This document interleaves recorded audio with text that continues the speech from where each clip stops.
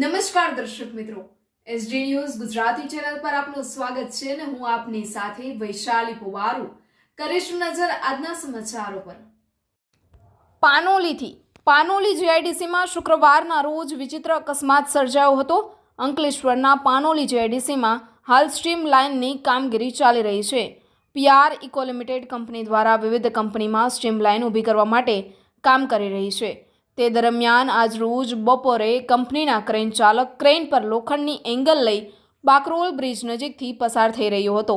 Panoli FMC કંપનીના unit 1 અને 2 તરફ એ એંગલને લઈ જતી વેળાએ બાકરોલ બ્રિજ નજીક આવેલ સ્પીડ બ્રેકર પાસે જ અકસ્માત સર્જ્યો હતો, જેમાં ક્રેનના આગળ આવેલા ટાયર જોડાતી ક્રેન બોડી પર બેઠેલા મૂળ બિહાર અને હાલ ખરોડ ખાતે રહેતા 19 વર્ષીય સુમિત યાદવ રોડ આવેલા સ્પીડ બ્રેકરને લઈ ક્રેન ઉછળતા તેને બેલેન્સ ગુમાવ્યું હતું અને તે રોડ પર પટકાઈ ગયો હતો, જે પટકાતા જ તેના પર ક્રેનના ટાયર ફરી વળ્યા હતા, જેને લઈને ગંભીર ઈજા પહોંચતા સ્થળ પર જ મોત નીપજ્યું હતું।